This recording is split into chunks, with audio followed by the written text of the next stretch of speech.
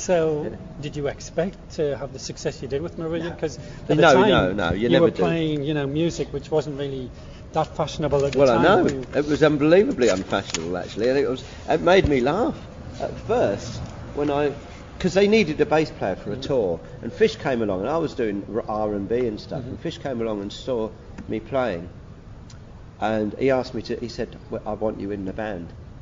And then he had to phone me up and say, look, you're going to have to audition. He said, you're in the band. He said, trust me, you're in the band. I have all to say. But he said, for the rest of the guys, you'll have to come down and pretend you're auditioning. I said, okay, that's cool. He said, but I know you can cut it for this tour, and we need a bass player, because he just sacked his best friend, Diz. Right. So I thought, this isn't a guy I'm going to get to. So I went along, and just as I was tuning the bass up, they were all kind of looking at each other as if, oh, he knows what he's doing then. So, and then they said, well, just jam around. I said, what do you want me to do? I said, because I don't really know your music very well. And they said, well, let's just jam around a few chord sequences and see how you get on.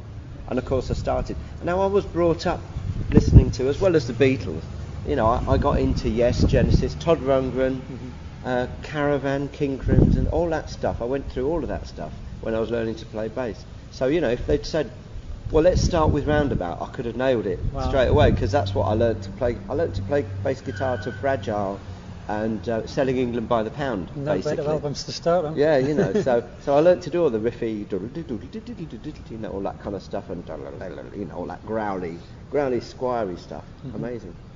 I mean, in those days when you were starting off, like the early 80s, it was great for progressive rock fans like me, because all your favourite bands, like Genesis, Yes, they were playing, they'd only play live once every few years, and there'd be huge venues. And then at the time there was yourselves, Palace, Pendragon, IQ, were playing small venues. And then Bites got signed, because we were signed to EMI, but everyone thought, well, it's obviously a favour to somebody. But I mean, the only reason why we were signed was that we could sell out so many places. Yeah. We just became so popular. You did Particularly it on in the north of England. Touring, it was touring and playing the marquee. I mean, we must have played, before we signed, we played Reading. Yeah. That was a big deal.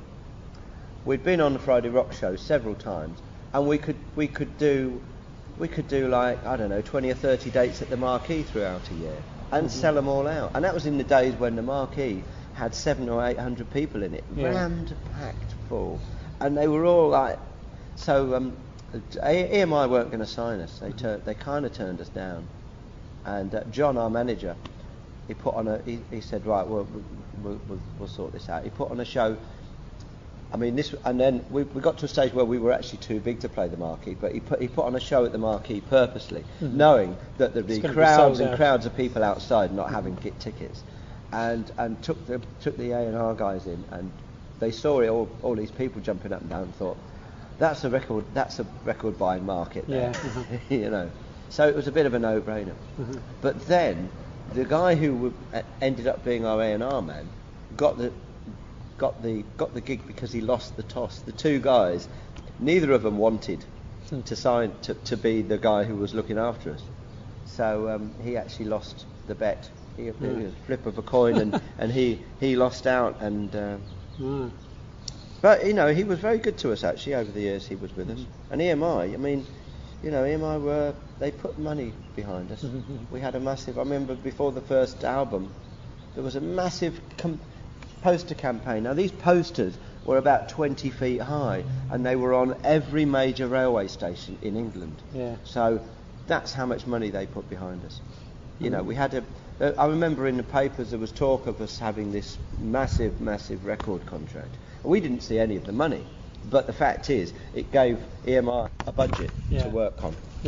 And they did. They made us overnight sensationally big, not as big as Iron Maiden, but they were. That was the plan, was to sell us like Maiden, right?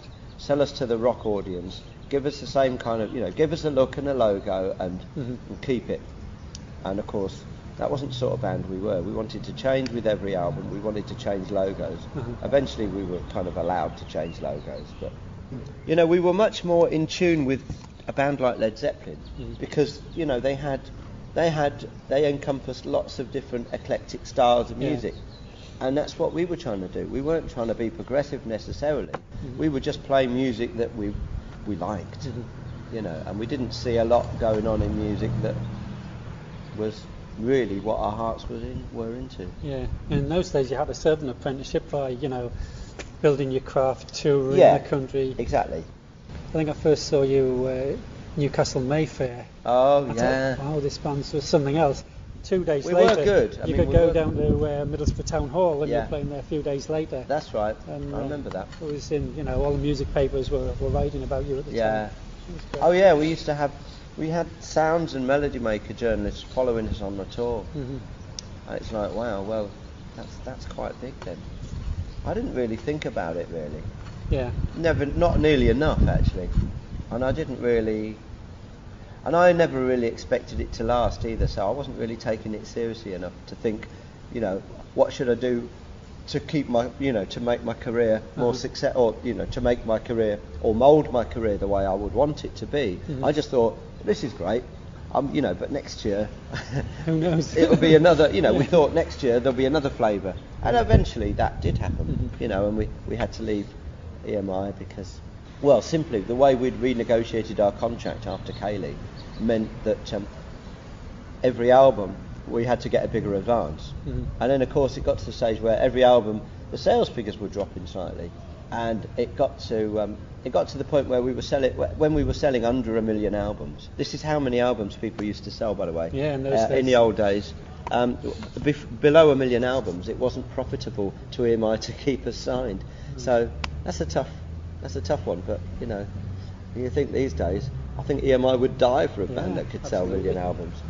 Do you think it's easier or more difficult these days for sort of musicians starting out in bands? Well, it's easier for musicians because there's a lot more exposure for you. I mean, it is hard because there's so much out there. How do you get noticed above the crowd? But there's more opportunities for you if you're kind of shrewd and you're a bit savvy about Tinternet and all of that, and you're willing to put the work in, and willing to be nice to your audience. All an audience wants is a little bit of your time, and for people to be, you know, to care about the music as much as they care about it. Because an audience falls in love, you know, with the band for lots of reasons, but it has to be because the music's good, and it has to be because the band care about the music. Sure. Yeah. You know, if a band are just trying to do it because they want to be famous, you know, hey, I want to be famous and hang out with chicks, then you're not going to get an audience that way, because the audience, you know, people aren't stupid. Pick up on it, They're not really that stupid. You made a lot of your fans happy a few years ago when you played Market Square Heroes in Aylesbury Town Square again with Fish. I know, yeah. Was that difficult to organise? It wasn't difficult to organise. It was a bit difficult to do in a lot of ways, because, you know, it's a big deal doing something like that. It wasn't supposed to be. I mean, what's annoying about the internet for me in some respects was that all I was trying to do was just play a song with one of my mates in my own hometown, you know. It was only supposed to be a little thing, and then it got blown out of all proportion, and it's a shame when that happens, really. And then Steve, our singer, was kind of a bit, you know, he was thinking, well, you know, is that the best exposure that we as Marillion should have at the moment, you know, because we're trying to do our own thing, and you know, he got a bit fed up about the fact that there was so much of a big deal made out about the Fish thing, and we were just trying to, you know, if you can't have a bit of fun without people reading so much into it, and it ended up on the BBC News website and stuff, and it's like, oh god, blew out of proportion. Well, it was a little, but it was fun to do. But it was, what was funny, sorry Fish, I'm gonna have to say this, but before we went on, you know, he said, I'm going to finish such and such a song, and then I'll say a few words before you're on stage, if that's all right. I said, yeah, sure. So we're at the side of the stage. Everyone knows we're at the side of the stage, and they're all kind of, people are coming up. Can you sign this? Can you do that? Oh, it's great that you guys are back again. How many songs are you going to play? And Fish is on stage. He says, And then he starts going into this huge long spiel. It takes about 20 minutes. It's like, we all looked at each other and go, oh yeah, you remember what it was like when he was the front man, because he'd just go off on one some nights. And just, the stories between the songs, if you remember, Forgotten Sons and stuff, the stories between the songs just got longer and longer and longer and longer. So that was quite amusing actually, and it was quite funny afterwards. And it was baking hot as well. Yeah. And it was kind of a bit of an uncomfortable situation to be just sat at the side of this. It was a truck. I mean, the stage was a flatbed truck. Right. So we were stood at the side of it by these creaky steps, waiting to go on stage, and just waiting to get on. It felt like you kind of had your pants down, really. So it was good bit of nostalgia. It was funny. It was nice to do it. It was nice to see him actually. I mean, I always love seeing Fish. We get on great socially. I just. The shame of it is, well, not necessarily the shame, but I just don't think we could ever really work.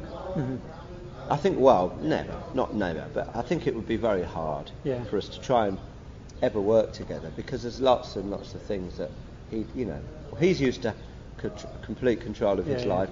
We're all used to complete control of ours. But socially, it's lovely. We meet up a lot more than people think, actually. Yeah. We do meet up quite regularly, and we always have a great time.